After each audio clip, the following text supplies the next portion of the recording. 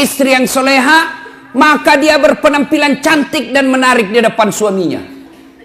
Ayo, bayangkanlah istrimu masing-masing.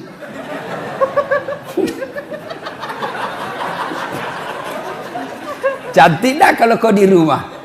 Oh, saya lihat perempuan akhir zaman sekarang. Kalau dia mau pi pengantin, cantik memang, Pak. Wah, harumnya itu.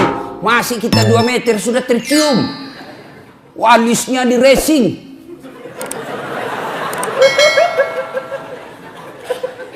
Gitu tuh. Saya lihat tuh di Facebook perempuan sekarang banyak yang palsu, Pak. Alisnya tebal, palsu. Bibirnya merah, palsu. Pipinya kebiru-biruan, palsu. Matanya biru, palsu. Giginya rapi, palsu. Pantatnya gabus. Cantik memang kalau mau pergi pengantin, Masya Allah, cantik betul. Harum, klimis. Tapi kalau mau tidur sama suaminya, la haula wala quwwata illa billah. Kan kita ini membayangkan di kantor capek, berpikir kita di jalan macet, kita berharap mudah-mudahan sampai di rumah kita dilayani dengan baik. Perempuan yang kita akan datangi membuat kita senang. Sampai di rumah dilihat istri di depan rumah pakai daster, kelihatan tali BH. Dikasih tahu baru turun kita dari mobil. Oh, istri saya kok kayak gini. Iya tuh. Ditegur, kelihatan itu tali BH-mu, dilihat semua orang. Apa dia bilang? Jangan lihat BH-nya, Pung. Yang penting rasanya, bos. Ya, halo Bu. Bu. Ibu. Woi. Mau ndak dirindukan surga? Maka ketika kau tidur berpakaianlah yang cantik. Itu dalam sebuah hadis Nabi jelaskan, malaikat mendoakan wanita, misalnya ibu dandan nih, dandan sebelum tidur, maka malaikat mendoakan sepanjang tidurnya ibu, ya Allah, rahmati wanita ini karena dia berdandan untuk menyenangkan hati suaminya. Itu didoakan sepanjang malam. Ayo ibu terpraktek sebentar. Mau tidur kau seksi sebentar. Kalau perlu pakai baju renang.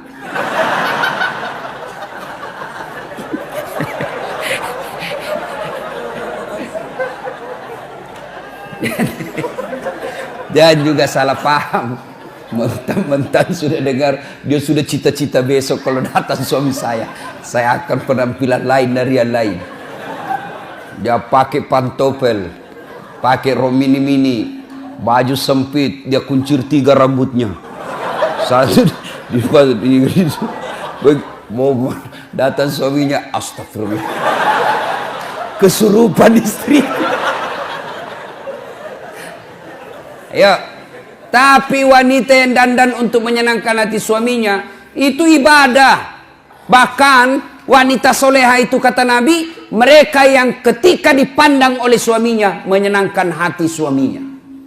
Tapi sayang perempuan kita sekarang, Pak, terbalik. Dia mau tidur seadanya. Begitu dia mau keluar rumah, mau menyenangkan hati suaminya orang, berdandan, pakai baju baru. Siapa yang cicilkan baju ibu? Hah? Woi! Jangan ketawa, saya serius ini. Siapa yang cicilkan baju di rumah? Suami. Siapa yang belikan kalian baju? Suami. Lalu kenapa kalian ketika mau tidur kalian pakai seadanya? Ini wanita akhir zaman. Mau menyenangkan hati orang ketika mau pesta. Mau pergi arisan dia cantik. Mau pergi keluar cantik. Tapi giliran mau tidur sama suaminya, pakaian seadanya. Bukan begitu yang diajarkan oleh Nabi. Pakailah. Pakai parfum ketika mau tidur. Pakai sikat gigi. Nggak ada parfum, kau cari itu pengharum ruangan.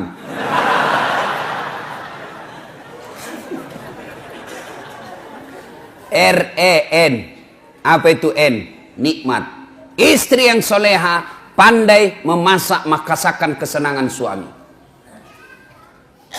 Sayang seribu sayang, wanita zaman sekarang, mereka tidak mau belajar masak. Mereka tidak mau belajar masak. Perempuan-perempuan dulu ketika mau menikah dipanggil sama calon mertuanya. Nak, sini kau nak. Itu calon suamimu, anak saya, dia paling senang sayur kangkung. Besok dia marah, nih begini caranya. Ini yang kau bikinkan. Ini masakan kesenangan anak saya. Dan itu memang ibu-ibu dulu, itu dia tahu semua masakan kesenangan anaknya. Ibu saya itu di kampung, dia bisa bedakan itu. Oh, kalau anak saya yang pertama itu ini dia senang. Itu anak saya yang ini dia senang ini. Dia tahu semua masakan kesenangan. Maka istri yang baik, maka dia tahu masakan kesenangan suaminya.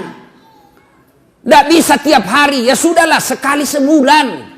Ketika kau sudah terima honornya suamimu, kau masaklah yang dia senang suamimu. Telepon suamimu, bang. Jangan makan di luar. Saya masak spesial hari ini buat abangku sayang. Itu kan enak. Kita mau pulang tiba-tiba masuk WhatsApp. Bang, jangan makan di luar ya bang. Hari ini saya masak spesial buat abangku. Sebut aja mau makan apa hari ini. Tenangkan perasaan. Dan itu laki-laki bu. Kalau kau SMS begitu. Dia kasih lihat semua temannya di kantor. Hei, lihat istriku. Istri yang soleha. Iya kan Pak? Tapi apa Bapak pernah di WhatsApp seperti itu? Paling WhatsAppnya, jangan lupa singgah telur bang. Masih baik kalau telur, ini pembalut disuruh kita beli Pak. Apa ketawa membayangkan diri sendiri?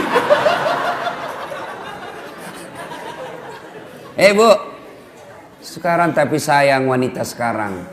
Mereka lebih senang baca-baca kosmetik ya daripada resep membahagiakan suami. Dan kita juga Pak, kalau istri di rumah masak, hargai masakan suami. Istri. Itu istri paling emosi kalau dia sudah masak serius lalu bapak tidak kasih pujian. Membahagiakan istri itu memuji masakannya.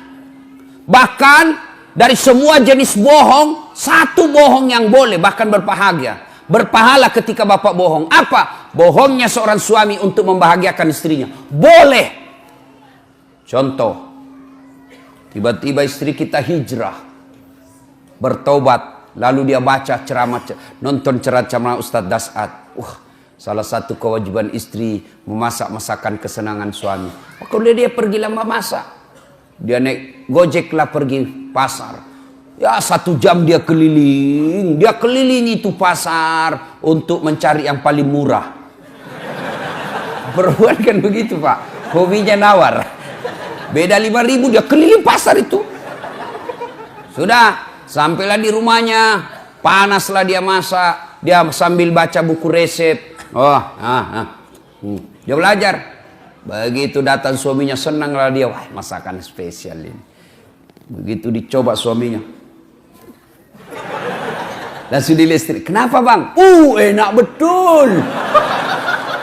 Barusan saya dapat masakan seperti ini. Nyaman. Bapak boleh bohong seperti itu. Bahkan bapak akan menghancurkan perasaannya istri. Ketika bapak terlalu jujur waktu itu. Goblok. Beleng-beleng lu. Hancur perasaannya perempuan. Coba kalau bapak terlalu jujur waktu itu. Bagaimana hancurnya perasaan istri.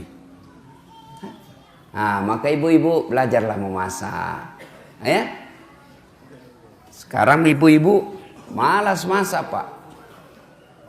Dia lebih senang GoFood. Tidak tahu kalau di sini apa ada itu ya, makanan dibeli semua. Itu kalau kota-kota besar Pak semua dibeli. Sambal terasi pun yang sudah diulek-ulek dibeli Pak. 10.000. Semua dia beli. Lalu ibu bertanya, Ustadz, dosa enggak? Saya bilang selama suamimu ridha, tidak keberatan, tidak berdosa. Tapi ingat, tidak ada pahala yang bisa kau kumpul untuk masuk surga. Tidakkah ke pasar berkeringat itu pahala? Tidakkah mengulek-ulek itu kalian capek pahala? Tidakkah Anda ibu memasak itu pahala? Ketika proses itu tidak kita alami, proses membeli ke pasar, proses mengupas, proses memasak, proses menggoreng, tidak ada semua proses itu, maka tidak ada pahala yang kalian dapat. Dan ketika pahala Anda tidak ada, maka apa harapanmu masuk ke dalam surga? Apakah orang masuk surga karena tidak punya dosa? Ibu-ibu, apakah orang masuk surga karena tidak punya dosa? Kalau orang masuk surga tidak punya dosa, maka tidak ada isinya surga kecuali Muhammad sallallahu alaihi wasallam. Hanya satu manusia yang tidak punya dosa, dialah baginda kita Muhammad sallallahu alaihi wasallam. Kalau kita ini muka-muka penuh dosa semua ini, Pak. Lalu kenapa orang bisa masuk surga? Ketika ditimbang pahalamu dengan keburukanmu, timbang punya timbang, ternyata lebih banyak pahala kebaikanmu daripada dosamu, akhirnya kau masuk surga. Itu sebabnya. Maka ibu-ibu, memasak adalah pahala. Maka mulai besok masaklah. Apa hebatnya kalau ibu memasak? Apa hebatnya kalau ibu-ibu memasak di rumah?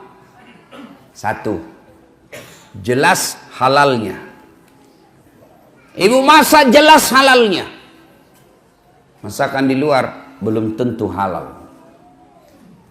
Ayam potong, hati-hati. Banyak ayam potong yang mungkin bangkai. Banyak ayam potong yang mungkin tidak halal. Kenapa? Karena yang memotong bukan orang Islam. Banyak ayam potong barangkali haram. Kenapa? Karena dipotong bukan atas nama Allah. Pernahlah saya melihat orang ayam potong, Pak. Dia potong ayam, tidak dia baca basmalah. Kan itu kalau orang potong ayam 1 ekor, 1 basmalah. Bismillahirrahmanirrahim. Ambil lagi, bismillahirrahmanirrahim. Ini penjual ayam potong, dia potong ayam 30, Pak. Dia cuma bilang bismillahirrahmanirrahim kali 30. Tidak boleh, bos. 1 ekor 1 bismillah.